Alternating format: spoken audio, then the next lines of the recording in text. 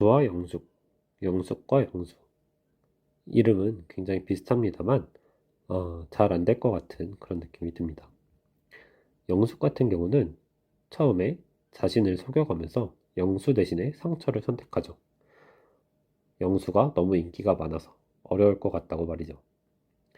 아마도 영수와 처음부터 자신의 마음을 잘 드러냈다면 영수와의 관계가 좀 더 개선됐을 수도 있었을 것 같습니다. 하지만 영수 같은 경우는 굉장히 선수 같으면서도 자기가 마음에 들지 않는 사람을 참 잘 정리합니다. 현숙과 영숙 중에서 고를 거라면서 순자에게도 다른 사람을 선택할 기회를 줬잖아요. 그 덕에 순자도 영호와 영철과 대화를 할 수 있었고요. 물론 나는 솔로에서 나에게 적합한 사람을 여러 만나보는 것도 분명 필요합니다. 하지만 본인의 선택으로 인해 귀결되는 결과도 본인의 책임인 만큼 최종 선택에서 영수의 선택을 받을 수 있을지는 좀 더 지켜봐야 되겠네요. 영수 같은 경우는 참 안타까운 점이 현숙이 결혼과 아이에 대해서 굉장히 애매하게 답변을 합니다. 딱 팩트만 놓고 보면 현숙에게 아이는 선택이죠. 하지만 영수에게는 아이는 필수입니다. 물론 아이를 원한다고 모두에게 다 생기는 것은 아닙니다.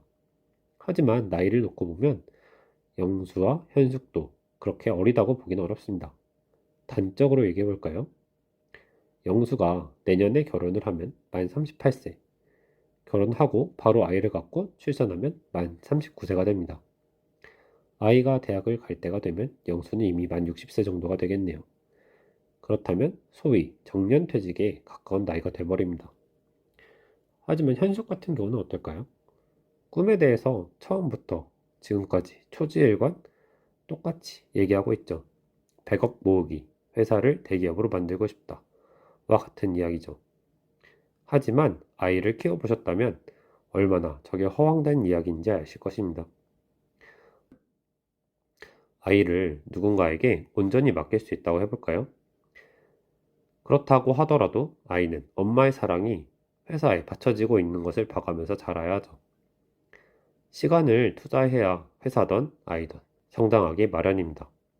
그런 선택과 집중이 현숙이 어디에게 정할지는 아직까진 사실 알 수 없겠죠. 하지만 처음에 이야기한 인터뷰만 봤을 때는 아무래도 개인의 성공에 좀 더 집중할 가능성이 높겠죠. 결혼이라는 게 사실 아이가 있어야만 행복한 것은 아닙니다. 아이는 사랑의 결실이지 아이가 없다고 부부간에 사랑이 없다고 보긴 어렵잖아요.